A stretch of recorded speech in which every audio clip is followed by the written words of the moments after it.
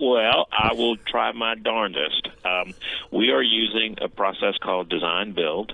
And as you know, we are finalizing environmental decisions and have to go into what's then called design. And we are going to use multiple venues and avenues to do that, everything from moving forward with utilities or right-of-way as the project is being designed and built.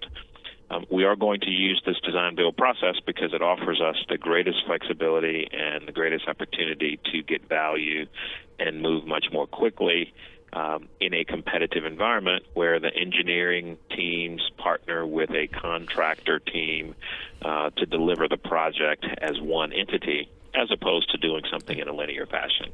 It's very similar to what we've done at Barksdale. And you've seen how that has moved relatively smoothly in terms of the public's impressions. But it's the same concept. It just allows us to deliver infrastructure in ways that are a little bit different from traditional design bid build, which is really the bedrock of public bid law for infrastructure projects. This is all really exciting. Dr. Wilson, what's going to happen with the old bridge? Well, interesting question.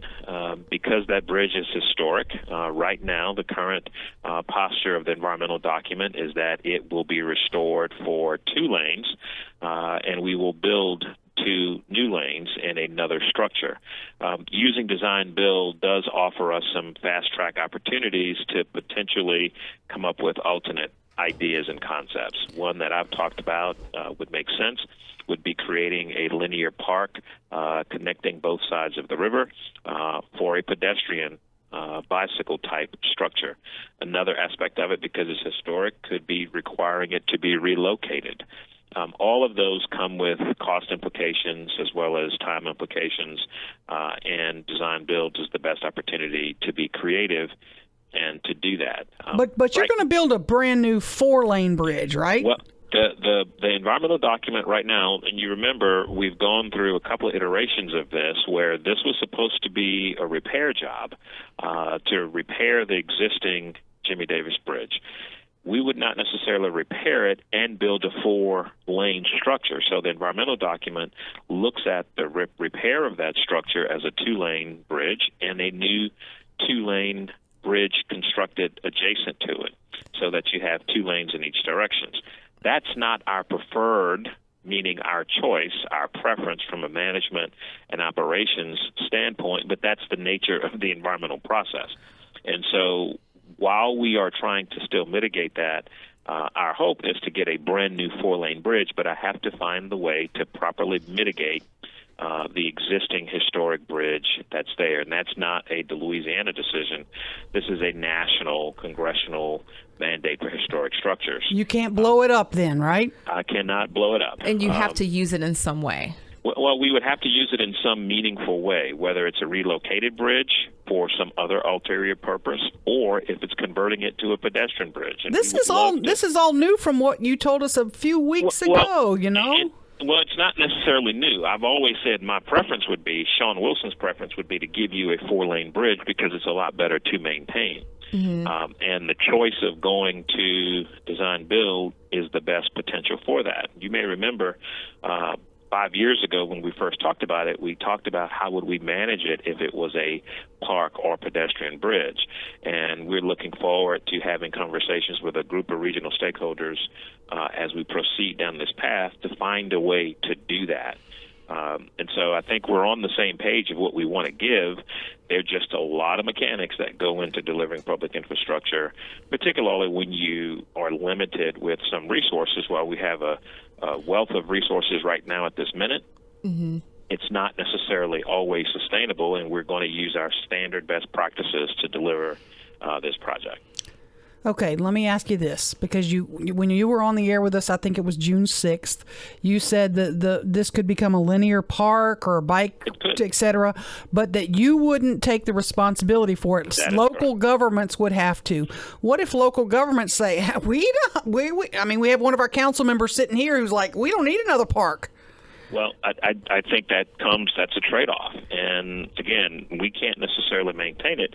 We can help with the initial cost of construction and restoration of that as a pedestrian bridge that will last anywhere from 50 to 75 years, because it wouldn't have cars, it would have a different use and purpose, and it could be a shared responsibility. We've never had that discussion of what that looks like, and I totally respect local government's ability to say what they want or don't want, what they will or will not maintain and manage, but we've never had a real detailed discussion about what that type of partnership looks like, whether it's federal partners, whether it's the regional MPO, whether it's the local governments. There's a lot of opportunity to do things in a neat way that's innovative and different, and it doesn't always have to be just something that you're going to force on someone. And so we want to have that conversation to see if there's something that can be done to best preserve that bridge for an alternate use, such that we can provide the four-lane structure that makes much better sense in terms of traffic management and safety and maintenance for the long-term purpose of both structures. Okay, I'm going to let you ask yourself the million-dollar question, which you know what it is, right? What's the million-dollar question? When am I going to be able to drive on the new four-lane bridge? We want our bridge now. What's my date? Well, look, I will always be honest with you and tell you I can't give you that date, because in design build, the teams actually propose dates where we compete the length of construction time. We compete the innovation that's put in there. We compete all of the other elements that make for an outstanding project. And so for me to go out and say it's going to be open in 2024 might be extremely aggressive, because I know it's going to take 8 to 9 months to go through the procurement process. But in that process, things can continue to happen, so it's not as though you're at a standstill. And so we're going to let the developers, just like we did on on Barksdale, they proposed a window of time, and we chose one, and that was one of the factors. And so I will assure you, before we conclude the procurement process, you will know what that window is of when you'll be able to drive on it. And so that's the best I can give you to provide that answer. Dr. But Wilson, it is funded and it's coming forth. So here's the question. Like when you mentioned the Shreveport Barksdale Bridge, how was accountability in that process when you do design build? If all of the procurement of designing and building is built into the proposals that you're getting, and you pick one, and part of it is the speed of them actually being able to finish the project, was accountability good with that process? Was everyone able to keep pretty close to what they said in their proposal?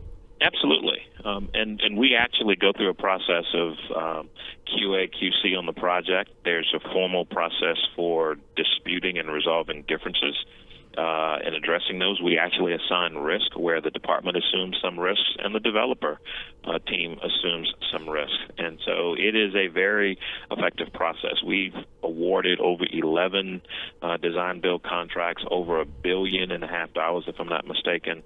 And so we've built this tremendous capacity in doing this, and the contractors actually prefer this because it is a lot more controllable in terms of change orders, delay costs, claims, you name it. It is just a much better tool to where they can come in and be a part of a solution, as opposed to taking a set of plans that we had some engineer just tell us exactly what to do with things that we didn't know. You can bring the most modern innovations to the process, and it is one that is very accountable. And that's part of the reason why you have a little bit more drawn-out procurement processes, so that you can get those issues ironed out on the front end, that you know exactly what your responsibilities are versus our responsibilities, and that you can have a competition that is more than just low bid. That is typically what we do.